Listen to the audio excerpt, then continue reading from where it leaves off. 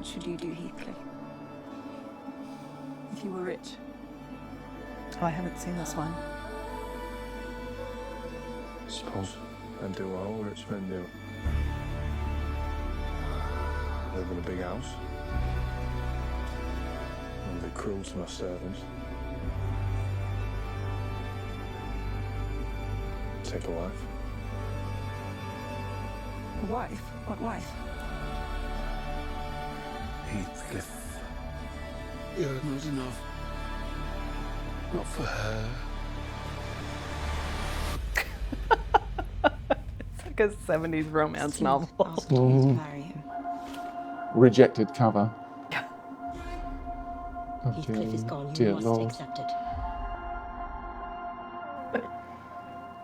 All right, well, we're still here to tell the tale, more or less. My name is Dr. Heather King, and I'm a professor in the English department. I'm a caricature of an aging English academic, but I'm at least aging, so that makes me authentic in one respect. My name is Piers Britton. I am a faculty member in media and communication. And we have just watched the trailer for Wuthering Heights, and both of us teach adaptation at the university, so we're both very interested in what's being done with this novel. Done to it. Right, so there's been a lot of controversy or speculation online about the use of the quotation marks around the title, because of course that's not conventional, so people have probably watched videos about this already. The clip of the director talking about the way in which this adaptation is not an adaptation of the novel so much as an adaptation of her memory of reading the novel for the first time, I think makes sense. The thing for me is that you can't adapt a book as dense and complicated and difficult as this book. I can't say I'm making Wuthering Heights. It's not possible. What I can say is I'm making a version of it. There's a version that I remembered reading that isn't quite real. And there's a version that I wanted stuff to happen that never happened. And so it is Wuthering Heights and it isn't. But really I'd say that any adaptation of a novel, especially a novel like this, should have, quotation marks around it. I thought it was an interesting thing for her to say because it drives home the way in which really every adaptation is kind of doing that work for the adapter in some way. It's what they wish the text were or what they misremember it being or something. Well, and there's what I guess rather hoary old argument now, I think Sarah Cardwell made it, that ultimately the originary text, as written down and subsequently printed, whatever it may be, is in itself an adaptation. It's an adaptation of the mental image or the coalescence of mental images that lead to the production of the text. Right. So yeah, I mean, it's a good way of signaling that. The question, of course, then becomes how and whether that signal is understood by. Right, right. And that gets to the heart of, well, what's the function of this? Is this first and foremost a film, in which case, arguably, its status as an adaptation is secondary. Hard to argue with something as famous as Wuthering Heights. Right. Or do we have to understand this as Wuthering Heights, in which case the quotation marks, like the period at the end of the 2020 Emma, become significant, but you have to be part of the right reading formation to understand what it means. Right. So whether you read them sort of as scare quotes or almost as an underscore, like, no, I really want you to pay attention to the title. Mm-hmm. Yeah. And the question that always fascinates me about adaptations is why this adaptation now? Yeah. I was actually double checking when other adaptations had been done, and I forgot that Tom Hardy played Heathcliff in the 1992, and then 2009 was Ralph Fiennes. So it's been a long time since we've had an adaptation of Wuthering Heights, which really makes me wonder, like, why in 2026 do we need one, and what is this one doing? Indeed. And I guess that speaks to the thing that increasingly interests me and that I try to teach around now, which is the array of processes, impulses, imperatives that lead to an adaptation getting made. Right. So the stars have to align, the suits have to be congenial. Right. For something to get done. Right. never mind how it's then received. The director has had several successes, so probably has more pull, might not have been able to make this at another point in her career. Yeah, and then thinking about I know you meant the corporate structure by Suits, but also thinking about how many people go into making an adaptation. We tend to praise or blame the director by themselves for it, but thinking about the costume choices and the set designs and everything that are going on as well. The costumes are striking. Indeed, I can't argue with that analysis. That gives us a I've tried baseline. to work in some red as an homage. Yeah, so I think what I guess we probably both do is try to get our students to account for why an adaptation is the way that it is. So I'm sure both of us have taught adaptations that we find uncongenial as texts, never mind as adaptations of another text. And here, yeah, I think if you understand that this is a memento of a response to the text, then the variety, shall we say, of the imagery and the ways in which set design and costume obviously are meant in certain ways to work complementarily, the degree of stylization, very unusual. I would say, generally speaking, stylization for any Bronte adaptation I can think of is far from the norm. And I think that's partly it stems from the ways in which they conceived of and wrote about their own texts.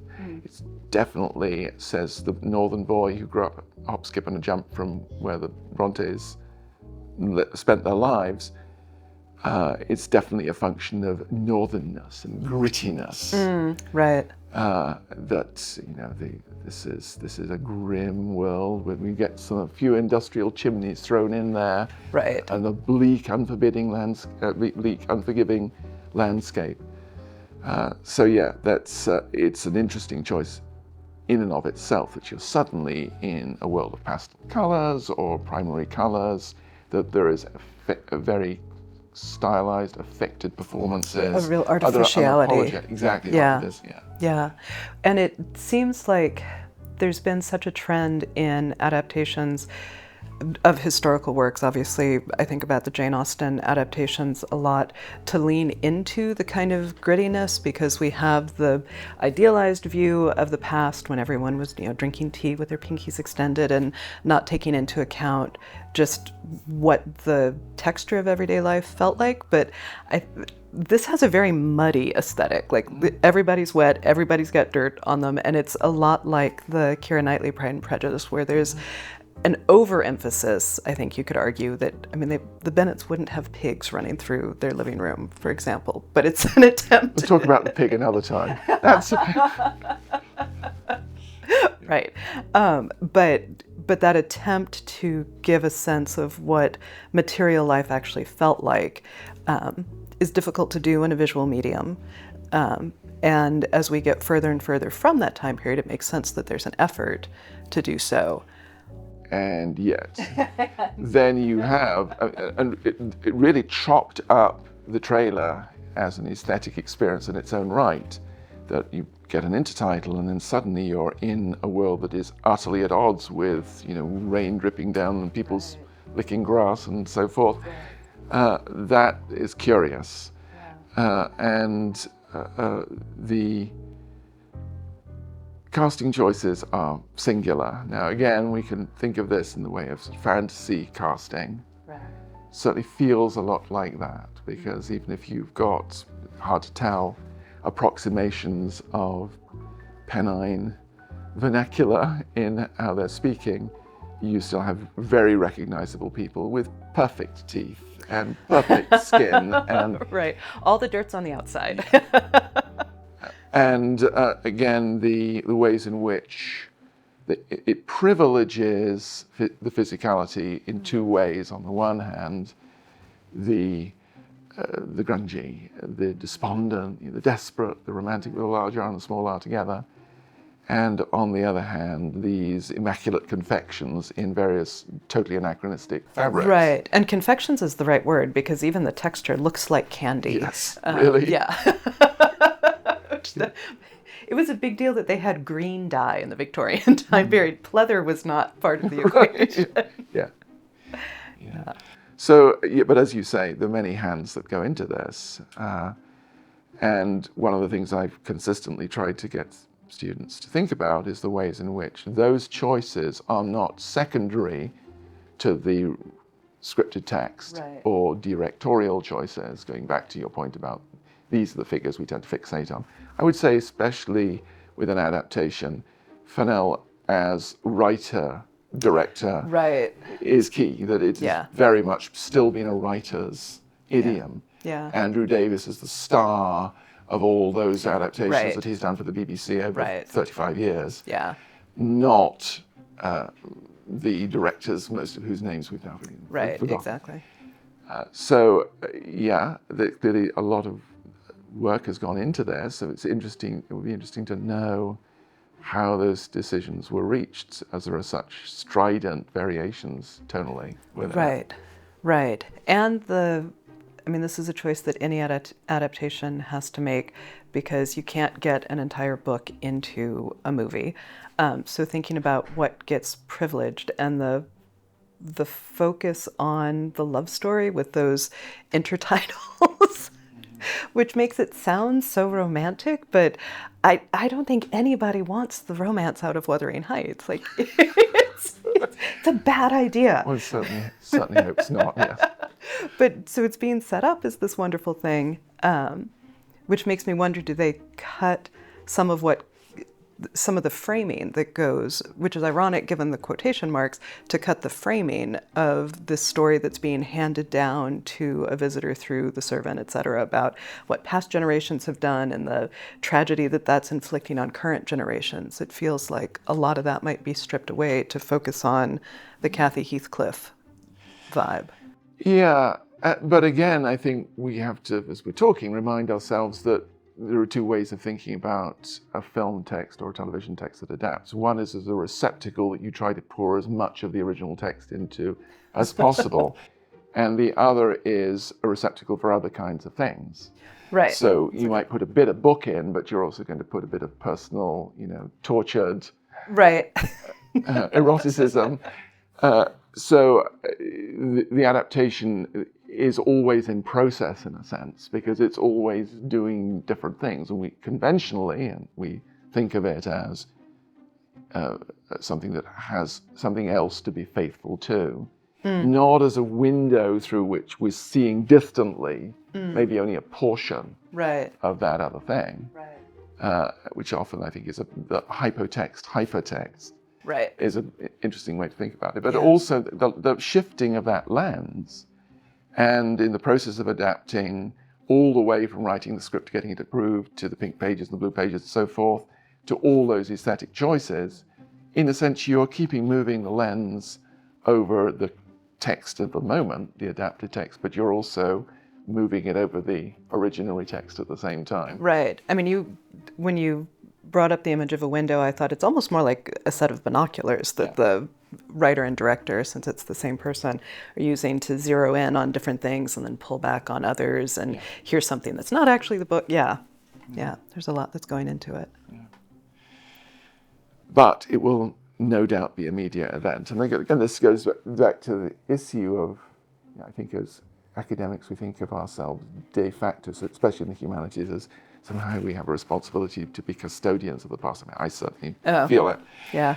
But on the other hand, acknowledging that the convergence of the right moment, cometh the hour, cometh Emerald Fennell, with all her successes and with the character of those successes, it does force one to keep questioning, should I worry that this is not going to do a good enough job introducing people to this text? The relationality of the text is the imprimatur is from the author, but the moment and the ways in which that resonates with other moments, not just, again, the originary moment, I think is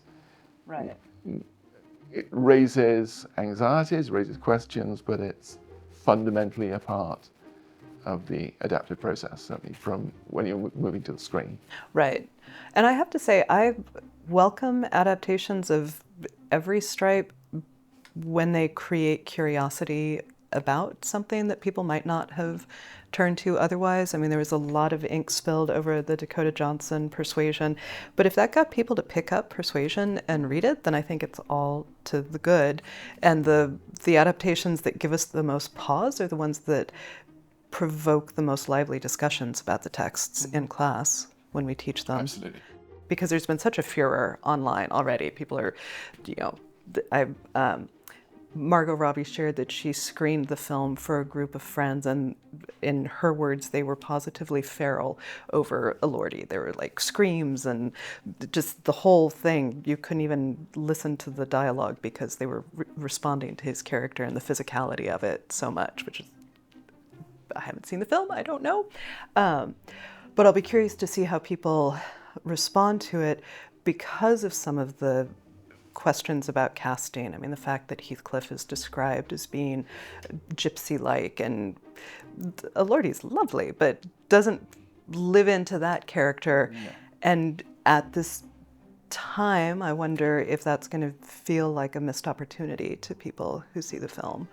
One of the, I suggest, key ideas in relation more to television than to film has been that of the dispersible moment. So what matters is less how the whole text operates than how key moments in it are going to play and have an extended life.